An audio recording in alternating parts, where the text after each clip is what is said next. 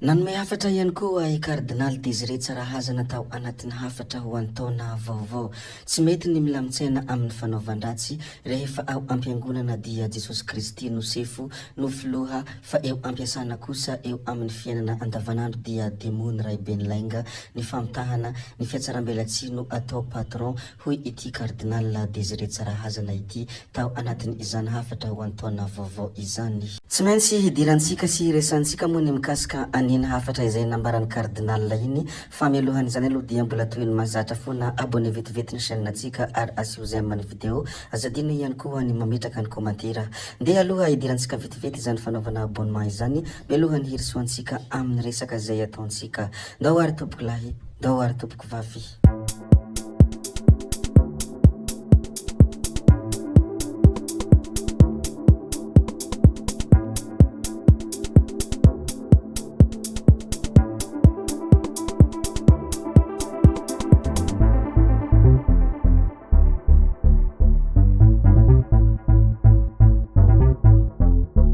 Ny zava-misy any Senegal no ataontsika fampidirana ato anatin'ity vidéo ity ry tompoko vavy sy tompoko lahy. Ho tapitra amin'ity taona 2024 ity ny fisiany ireo toby miaramila vahiny any antoerana.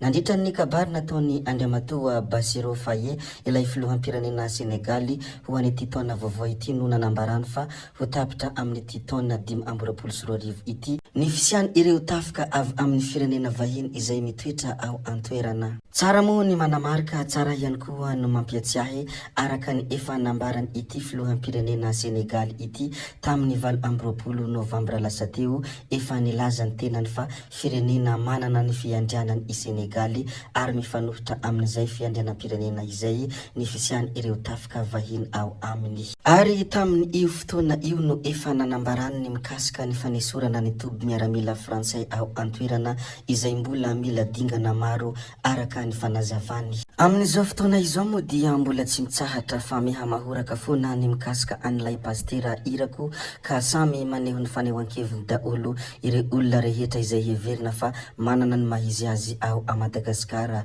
Ity zao anankiray ity zao dia naneho ny heviny tsy iza moa izany fa solombavam-bahoaka Gasikara Fensoa.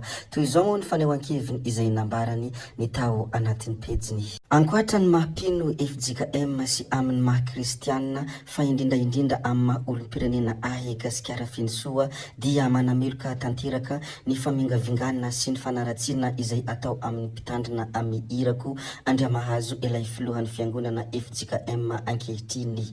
Raha ny tsikahitra dia saika ireo pejy sy mpomba ny fitondrana no tena mivoha sy manao izany hoy ity solombavam-bahoaka Gasikara ity. Izao pratika politika fanaratsiana sy famotehana olona izao mihitsy ilay toheriko sy toherin'ny mouvement Gasikara izay tarihiko hoy hafatra izay nambarany Fensoa hatrany. Pratika politika izay sokajinay ho tsy manaja ny soatoavina maha-malagasy sy ny soatoavina republikanina ka melohonay tanteraka izany hoy ny hafatra izay nambarany Fensoa hatrany. Aza gaga isika hoy ity solombavam-bahoaka ity raha tsy hisy intsony ny atao hoe fiarahamonina malagasy izay feno fahendrena sy fifanajana eo amin'ny ray aman-dreny sy ny zanaka ho ataon'ireo taranantsika aty aorina satria isika izao no fitaratra ho azy ireo. Aza gaga raha samy hanao izay tian'ny olom-pirenena ankehitreo, hanao fanjakany baroa didiny besandry fitsaram-bahoaka satria izao no pratika sy fanabeazana asehontsika sy ampianarantsika azy ireo. Ino moa ny fanehoan-kevitra izay nataony ity solombavam-bahoaka ity ny mikasika ny zavatra mahoraka momba an'ilay pastera irako ami iny. Etsy ankilan'izany ihany koa dia nandefa hafatra sy naneho hevitra itahina Razafinjoelina mankahery ny filohan'ny FJKM rehefa natao ny fanadahadiana dia fantatra fa tsy nisy resaka alcool ny zavatra niseho. Nanapaka ny lalana ilay kodiaran-droa ary voadona. Mila fanabeazana ny fifamoivoizana fa manjary mitera-doza ho an'ny fiarahamonina. Tsy hita moa fa dia tena feno fankalana amin'ireo izay mahatsiaro manana adidy ka miteny tsy mety ireo pomba fitondrana filoham-piangonana avy ankehitriny no zonona hoy ity fanehoan-kevitra izay nambarany tahina Razafinjoela ity. Nohon' zany hoy Razafinjoela dia mankahery anao ny tenako fa adidy no nataonao ary rariny sy hitsiny ny zavatra no teneninao. Maniry fanadihadiana ampitoniana sy aradrariny fa tsy ny Facebook no manana ny marina fa ny lalàna hoy ny hafatra farany izay nambarany Razafinjoela ny mikasika an'ilay pastera izay voahozona ny sasany ny tany amin'ny pejy ny Facebook. Tsy latsa-danja amin'izany koa i Andriamatoa Hajo Andrianenarivelo fa nandefa hafatra ny mikasika an'ity raha malaza ity. Kristiana Ahoy Hajo mpino F-tsika M meloko tanteraka ny fanimbazimbana ny filoham-pitarika. Tena meloko tanteraka ny fanimbazimbana ny filoham-pitarika ny fiangonana ataony ireo milaza fa mpanohana ny fitondrana. Mankahery ny filoha irako ami Andriamahazosoa ary miangavy azy mba hivavaka ho an'ireo mpanenjika. Izany moa ny hafatra izay nambarany Hajo Andrianenarivelo ny mikasika an'ity pastera ity. Eo moa dia araka izay nolazaiko tetsy ampiandohana dia samy naneho ny heviny daholo ireo olona rehetra izay everina fa manana ny mahizy azy ao a Madagasikara. Hajanonantsika moa ny filazana ireo fanehoan-kevitran'olona mikasika an'iny pastera iny ndeha ary isika hilaza indray ity zavatra vaovao ity ka mety halaza atoato ihany koa.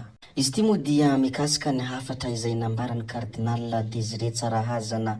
Tsy mety ny milamin-tsaina amin'ny fanaovan-dratsy rehefa ao ampiangonana dia i Jesosy Kristy no sefo no filoha fa eo ampiasana kosa eo amin'ny fiainana andavanandro dia ny demony ray Benlenga ny famitahana ny fiatsaram-belatsy no atao patron hoy ity Kardinal Desire Tsarahazana ity tao anatin'ny hafatra ho antaona vaovao. Ary anisan'ny teboka izay nolazainy ity Kardinal ity ihany koa ny hoe tsy rariny intsony tena tsy rariny ny fahantrana mahazo ny malagasy.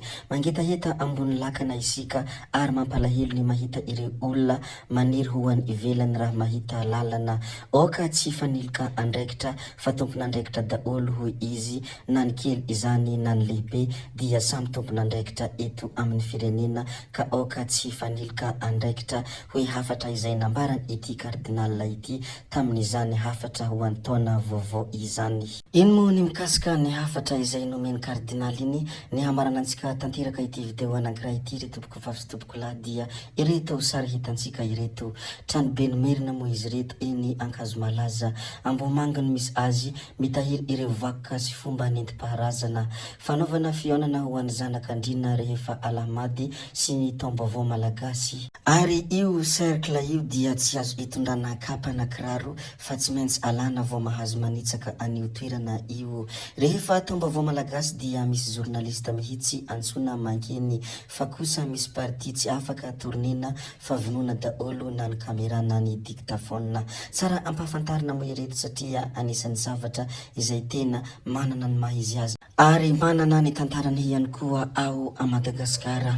Tompoko vavy sy tompoko lahy zay ihany koa no namarana ny video antsika koa dia mankasitraka anareo na vitany ny video hatramin'ny farany ary mbola manentana anareo foana ny mbola hanaraka ny video izay alatsaka hiato misesisesy zay fa tsy halaveny ny resaka hametra veloma izay veloma vetivety fa tsy hoe akory veloma mandrakizay amin'ny manaraka indray no manao ny misimisy veloma tompoko lahy veloma tompoko vavy amin'ny manaraka indray ka be hoe tsao tsao veloma.